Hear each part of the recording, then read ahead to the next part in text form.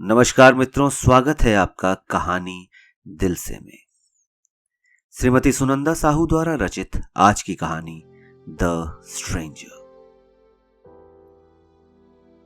जून की भरी दोपहरी, आसमान में सूरज अपने प्रचंड प्रकोप में था। गर्मी की छुट्टियां शुरू हो गई थी। कॉलोनी के अधिकतर परिवार छुट्टियां बिताने अपने अपने गांव और शहरों को जा चुके थे। जो थोड़े बहुत रह गए थे वो सब अपने अपने घरों के अंदर आराम फरमा रहे थे। इस वजह से कॉलोनी बिल्कुल वीरान सा था। चारों तरफ सन्नाटा, ऐसा लगता जैसे यहां कोई रहता ही नहीं। पक्षी भी वृक्षों में आराम फरमा रहे थे और हमारी कॉलोनी के कुत्ते और गाय आराम से वृक्षों के नीचे जुगाली कर रहे थे। बाहर का तापमान बिल्कुल भी बाहर घूमने या खेलने की अनुमति नहीं दे रहा था। आज मार्केट से पिताजी तरबूज लेके आए थे। हम सब आंगन में बैठकर उस रसीले फल का आनंद ले रहे थे।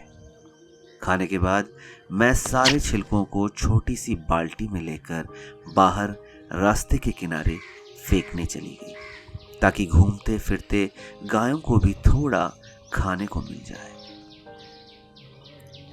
मैं छिलके सब फेंक कर जैसे मुड़ने को हुई, मैंने एक अजनबी को मेरी तरफ बढ़ते देखा। उसने कंधे से एक खाकी रंग का झोला लटका रखा था।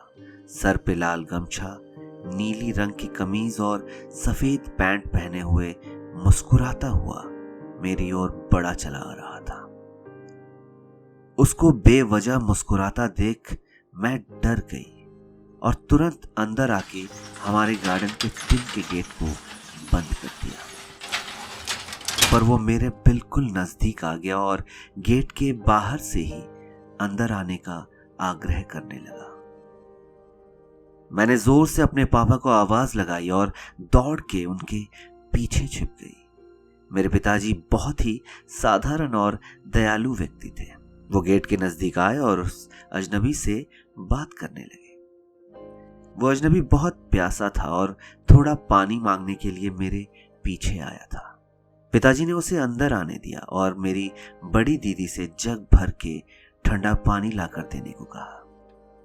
वो अजनबी अंदर आके हमारे कटहल पेड़ के घनी छांव में बैठ गया और एक लंबी सांस ली। वो गटागट पूरे एक जग का पानी पी गया और उसके बाद उसने अपनी पगड़ी के खुले छोर से अपना चेहरा पोंछा और मेरे पिताजी की तरफ देख के मुस्कुराया और धीमे स्वर में बोला, मैं आपका बहुत बहुत शुक्रगुजार हूं। मैं क्या कुछ देर और यहां बैठ सकता हूं? बस थोड़ी थकान दूर हो जाए, फिर मैं यहां से चला जाऊंगा। मेरे पिताजी तुरंत मान गए और उन्होंने उसे जमीन से उठ के हमारे वरांडा में आकर बैठने को कहा। वो पिताजी के व्यवहार से बहुत खुश और कृतज्ञ था। वो अजनबी कहीं बाहर का ही जान पड़ता था। लंबा कद, कुर्ता पहने, उस पे जैकेट, नीचे सफेद धोती, ऊपर थोड़ी मटमैली पगड़ी और पैरों में चमड़े की चप्पल। उनकी हिंदी में बंगला का प्रभाव अधिक नजर आता था। उसके पास दो झोले थे। एक को उसने कंधे पे चढ़ाया और दूसरे को अपने सीने से लगाते हुए वरांडा में आके बैठ गया और मुस्कुराते हुए हमारी तरफ देखने लगा। बाबूजी को लगा जैसे उसे भूख लगी होगी, पर हम सबका भोजन भी हो चुका था और थोड़ी देर पहले ही हमने तरबूज को भी उसके गंतव्य पे पहुंचा दिया था। पिताजी ने बागान से 2 पके हुए अमरूद लाके उन्हें खाने के लिए दिए। पहले तो उसने थोड़ा संकोच किया, फिर पिताजी के आग्रह करने पर उसने ले लिया। हम बहनें दूर से उसे शक की नजरों से देखे जा रहे थे। उस अजनबी को देखकर मुझे काबुली वाला की याद आ गई। रविंद्रनाथ टैगोर की कलम से जन्मे एक अफगानी विक्रेता, एक अविस्मरणीय चरित्र, जिसके बारे में मैंने कुछ दिन पहले ही अपने क्लास 3 के हिंदी टेक्स्ट बुक में पढ़ा था। थोड़ी राहत मिलने के बाद उसने फिर से पिताजी को उनके अतिथि सत्कार के लिए धन्यवाद करने लगा। कहने लगा उसे पूरी कॉलोनी में कोई नजर नहीं आया, तो जब उसने मुझे देखा तो पीछे पीछे चला आया। उसने बताया वो आयुर्वेदिक दवाइयों का विक्रेता है। उसकी बातें सुनकर पिताजी आश्चर्य से पूछने लगे, आप यहाँ कैसे पहुंच गए? ये तो एयरफोर्स कैंपस है, यहाँ तो सरकारी और गैर सरकारी दोनों मेडिकल सुविधाएं उपलब्ध हैं, बल्कि प्राइवेट आयुर्वेदिक और होम्योपैथिक क्लिनिक्स भी हैं, तो आपकी सुविधा कौन लेगा? वो अजनबी सर हिलाते हुए बोला, नहीं नहीं, मैं यहाँ एक 14 वर्ष की लड़की जो कि अस्थमा से पीड़ित है, उसके उपचार के लिए आया हूं। तो लोग यही 8th ब्लॉक में रहते हैं। यहाँ उसके 2nd राउंड की दवाइयां लेकर आया था, पर लगता है वो लोग कहीं बाहर गए हुए हैं। मैं मिर्जापुर के पास एक छोटे से गांव से आया हूं। करीब 40 किलोमीटर पड़ता है मेरा गांव यहाँ से। मैं ऐसे ही घूम घूम कर उपचार करता हूं। मैं महीने में 1 या 2 बार आता हूं, जब तक कि मरीज ठीक नहीं हो जाए। मुझे उसकी बातों पे जरा भी भरोसा नहीं हो रहा था। मैं शक की नजरों से उसे घूरे जा रही थी, पर मेरे पिताजी वो तो लगे पड़े थे उसके प्रोफेशन और उससे पेड़ पौधों के औषधिक फायदों के बारे में जानने में। मेरे पिताजी को वैसे ही पेड़ पौधों से बहुत प्यार था। वो और भी चाव से उसकी बातों को सुनने लगे और औषधिक पेड़ पौधों और जड़ी बूटियों के बारे में ज्ञान बटोरने लगे। पूरी तसल्ली के बाद पिताजी ने उससे उसके झोले में रखे दवाइयों के बारे में जानने का आग्रह किया। असल में मुझे बचपन में थोड़ा सांस की तकलीफ हुआ करती थी, जिसे हमेशा नजरअंदाज किया गया था। मैं थी भी बहुत बातूनी, तो कभी कभी बोलते बोलते मेरी सांस फूलने लग जाती, तो कभी खांसने भी लग जाती थी। मेरी उम्र के साथ ये प्रॉब्लम भी धीरे धीरे बढ़ने लगी थी। इसी का जिक्र करते हुए पिताजी ने उससे दवाइयों के बारे में पूछा।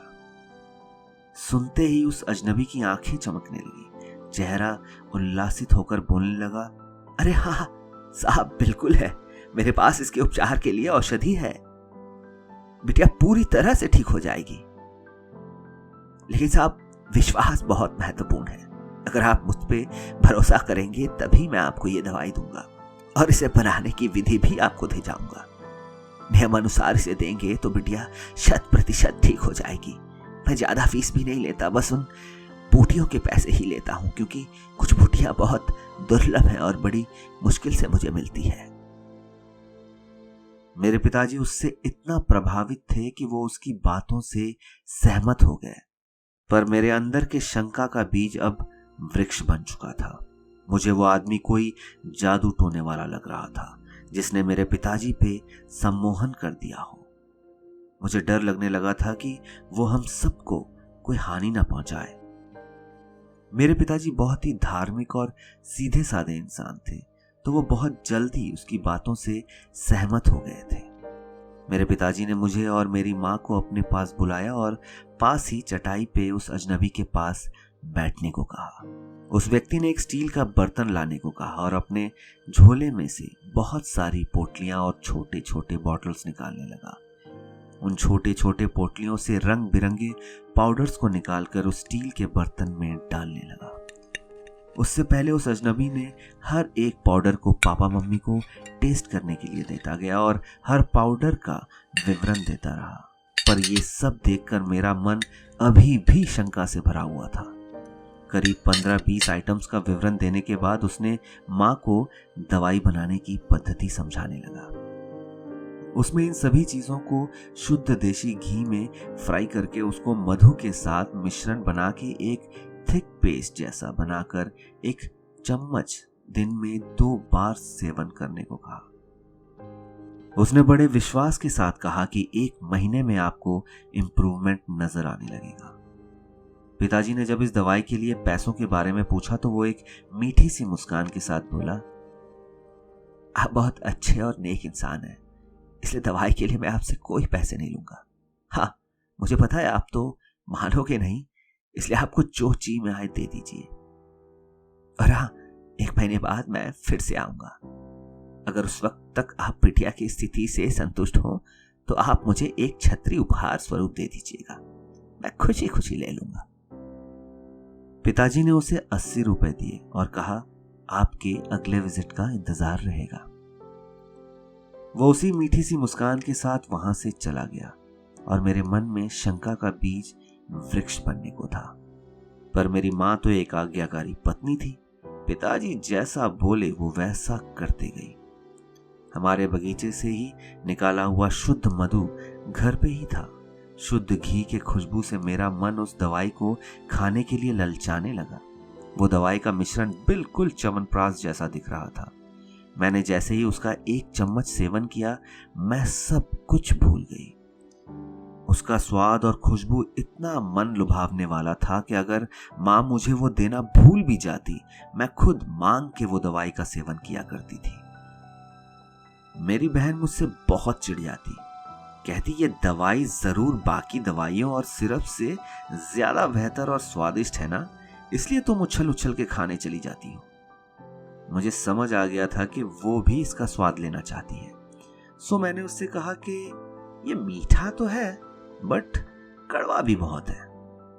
मैं चाहती थी कि वो दवाई का सेवन मैं लंबे समय तक करती रहूं, पर 15 दिनों में ही सुधार नजर आने लगा था।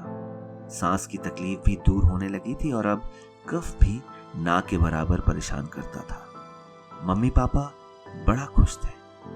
पापा ने तो उस वैद्य के लिए एक छतरी और एक खूबसूरत सी धोती भी खरीद कर रख ली थी कि कहीं वो अचानक से आ गए तो उनका तोहफा तैयार रहे। 1 महीने से ऊपर हो गया था। दवाइयां भी खत्म हो गई थी। अब हम सब बेसब्री से उस अजनबी वैद्य का इंतजार कर रहे थे। मम्मी पापा उनका शुक्रिया अदा करना चाहते थे और मैंने सोच रखा था और भी दवाई बनाकर देने को कहूंगी। हम सब महीनों सालों तक उनका इंतजार करते रहे, पर वो कभी लौट के नहीं आया।